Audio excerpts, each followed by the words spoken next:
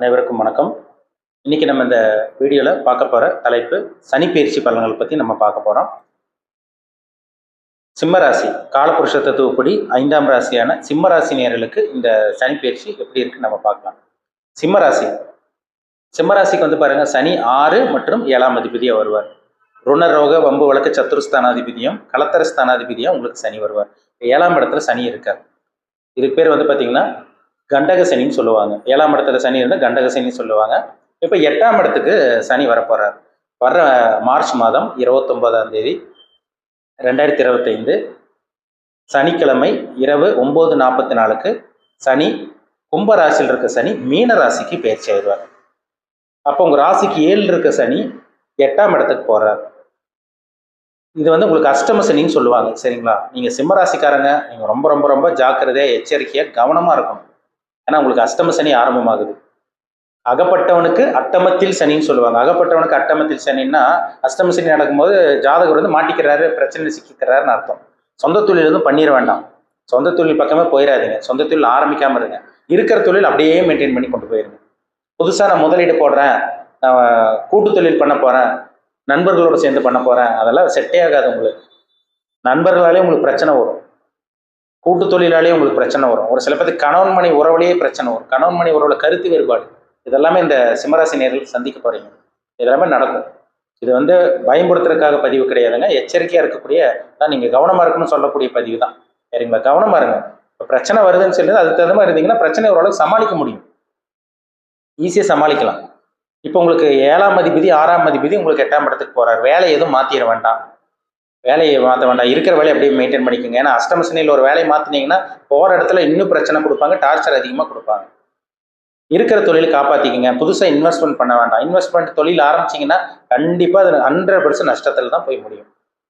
நண்பர்களோட கவனமாக இருங்க. கூட்டு தொழில் பண்ணிட்டு இருக்கவங்கள கொஞ்சம் ஜாக்கிரதை எச்சரிக்கையாக இருங்க. கணவன் மணி உறவில் கவனமாக இருக்கணும். பார்ட்னராக இருக்கவங்களோட கொஞ்சம் ஜாக்கிரதையாக வச்சுக்கோங்க.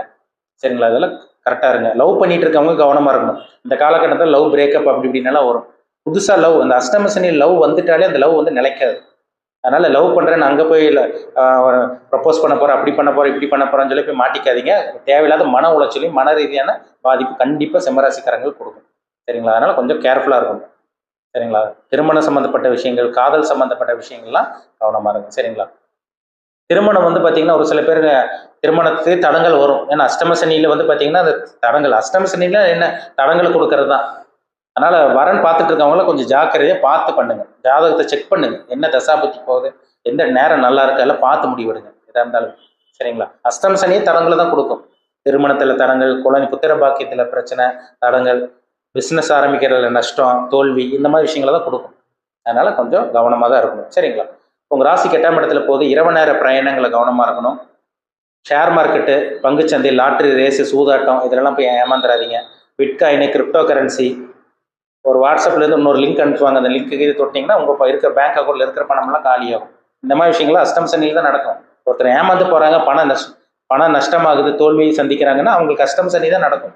அதனால் கவனமாக இருக்கிறது ரொம்ப ரொம்ப நல்லது. அதனால தான் மறுபடியும் சொல்கிறேன், எச்சரிக்கையாக இருங்க, கவனமாக இருக்குன்னு சொல்கிறேன். சரிங்களா? உங்கள் ராசிக்கு வந்து சனி வந்து 6ஆம் அதிபதி 8ஆம் இடத்துல இருக்கிறனால முன்னாடி சொன்ன வேலையை மாற்றிட வேண்டாம். இருக்கிற வேலையை அப்படியே மெயின்டைன் பண்ணிக்கோங்க. அதேமாதிரி வந்து பார்த்தீங்கன்னா இந்த காலகட்டங்களில் வண்டி வாகனம் வாங்கலாமான்னு ஒரு சில பேர் கேட்குறீங்க. அஷ்டம சனியில் வண்டி வாகனம் வந்து வாங்குறது வந்து பார்த்தீங்கன்னா ஒரு அட்வைசபிள் கிடையாதுங்க. சரிங்களா? வண்டி வாகனம் வாங்கினீங்கனால வண்டி வாகனத்தில் எதுவும் ரிப்பேர் வைக்கும், இல்லை உங்களுக்கு நீங்கள் நினைப்பீங்க வாங்கினது ஒன்றா வாங்கி ஏண்டாவது வாங்கினங்கிற மாதிரி தோணும்.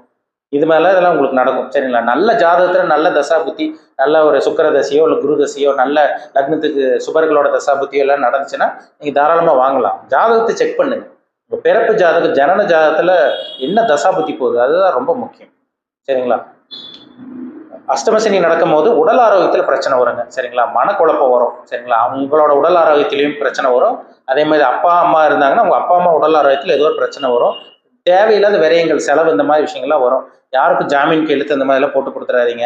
அடுத்தவங்களுக்கு கடன் வாங்கி கொடுத்துறாதீங்க. அடுத்தவங்களுக்கெல்லாம் கடன் வாங்கி கொடுத்தீங்கன்னா நீங்கள் கடன்காரனா மாதம் மாதம் நீங்கள் வட்டி கட்டி கடன் அடைக்கிற மாதிரி வந்துடும். இந்த மாதிரி சூழ்நிலையெல்லாம் அந்த அஷ்டம சனி காலகட்டங்களில் தான் கண்டிப்பாக நடக்கும். சரிங்களா? அதனால அஷ்டம சனி காலகட்டங்களில் எல்லா சிம்மராசி, நீங்கள் மக நட்சத்திரமாக இருக்கலாம், பூர நட்சத்திரமாக இருக்கலாம், இல்லை உத்திர நட்சத்திரமாக இருக்கலாம், கேர்ஃபுல்லாக நீங்கள் கவனமாக தான் இருக்கணும். சரிங்களா? ஏன்னா அஷ்டம சனிங்கும் போதே வந்து பார்த்தீங்கன்னா சில பிரச்சனைகள் கொடுக்கும். ஆனால் அது பெரிய அளவுக்கு சோதனை கொடுக்குற சனியான்னு கேட்டீங்கன்னா கிடையாது. ஏன்னா அவர் குருவோட வீட்டில் இருக்கார். 8ல் இருக்க சனி குருவோட வீட்டில் இருக்கிறனால சோதனைகள் கண்டிப்பாக கொடுக்கும். ஆனால் உச்சக்கட்டத்தில் கொடுக்குமான்னு கேட்டீங்கன்னா கொடுக்காது. ஒரு 50% பிரச்சனை இருக்கும். இப்போ பாவ கிரகத்தோட வீட்டில் இருக்க சனி பாருங்க பயங்கரமா பிரச்சனை கொடுப்பாரு. இப்போ சுப கிரகத்தோட வீட்டில் ஒரு கெட்ட கிரகம் ஒரு நல்லவனோட வீட்டில் இருக்கார். குருவோட வீட்டுக்கு வரப்போறாரு.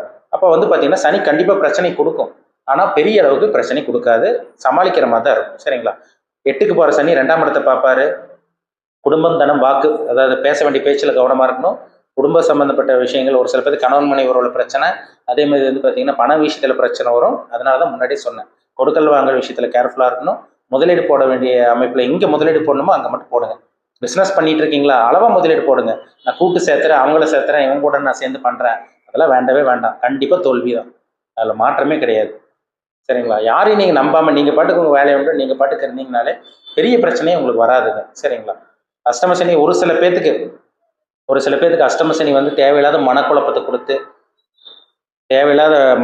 கொடுத்து நான் சொந்த தொழில் ஆரம்பிச்சிடலாம், வாங்க நம்ம டெவலப் ஆயிடலாம், ஒரு 50,000 போடுங்க, உங்களுக்கு 2 லட்சம் தரேன், 3 லட்சம் தரேன், இந்த மாதிரிலாம் ஆசை வார்த்தை காமிப்பாங்க.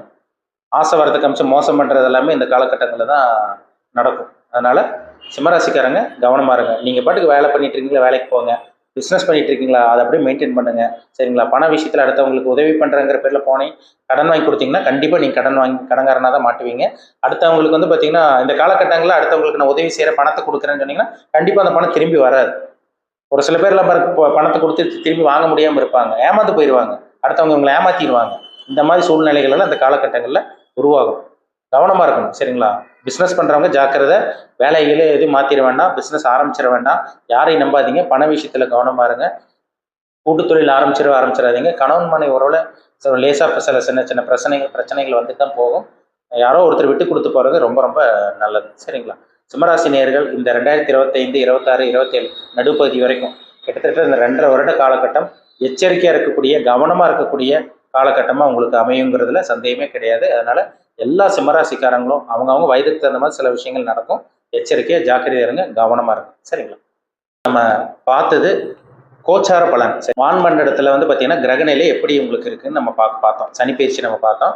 சனி வந்து அந்த அமைப்பில் இருக்குன்னு நம்ம பார்த்தோம். சரிங்களா? உங்கள் பிறப்பு ஜாதகத்தில், ஜனன ஜாதகத்தில் நீங்கள் பிறக்கும் போது சனி ஒரு இடத்துல இருந்திருப்பார்ல, அந்த சனி வந்து யாரோட சேர்ந்திருக்கார், ஜாதகத்தில் யாரோட சேர்ந்திருக்கார், யாரால் பார்க்கப்பட்டிருக்காங்க, சனி வந்து கெட்டு போயிட்டாரா, நீச்சமாயிட்டாரா, இல்லை உச்சமாயிருக்காரா, இல்லை பாவ கிரகங்களோட சேர்ந்து சுத்தமாக கெட்டு போயிட்டாரா, இல்லை சுப கிரகங்களோட சேர்ந்து நல்ல அமைப்பில் இருக்காங்களா, இல்லை 3, 6, 10, 11ஆம் இடத்துல இருக்காங்களா, இல்லை வந்து பார்த்தீங்கன்னா உங்களுக்கு வந்து பார்த்தீங்கன்னா 8ஆம் இடத்துல 12ஆம் இடத்துல சனி மறைஞ்சிருக்காரா, உங்களுக்கு கெடுதல் கொடுப்பாரா சனி, இது எல்லாமே அவங்கவுங்க தனிப்பட்ட ஜாதகம்.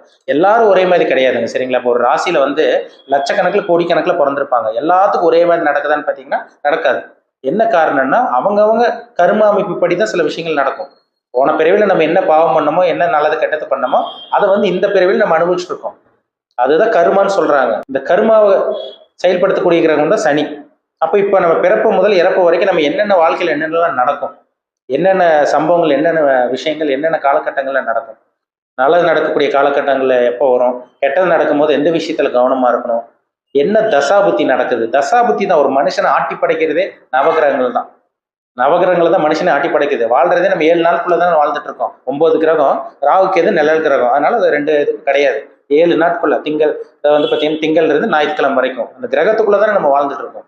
அப்போ அந்த கிரகங்கள் நம்ம மனுஷனோட உடம்புல எப்படி ஆட்டி படைச்சிட்டு இருக்கு, நல்லது பண்ணுதா கெட்டது பண்ணுதான், அதுதான் கர்மா பொறுத்து தான். அதனாலதான் முன்னோர்கள் செஞ்சது நம்ம அனுபவிக்கணும். சஞ்சீத கர்மான்னு சொல்லுவாங்க. முன்னோர்கள் செஞ்சது நம்ம அனுபவிப்போம். நம்ம பிறப்பு முதல் இறப்பு வரைக்கும் வந்து பார்த்தீங்கன்னா என்னென்ன காலகட்டம் என்னென்ன அனுபவிக்கிறோம், போன ஜென்மத்தில் என்ன பண்ணோம், இது எல்லாமே அந்த கர்மாக்குள்ள வரும். சஞ்சீத கர்மம், பிராப்த கர்மம், கிரியமான கர்மம் சொல்றாங்க. அதனால தான் மறுபடியும் சொல்றேன். இப்போ அந்த என்ன கர்மாவை அனுபவிச்சுட்டு இருக்கோம் நம்ம.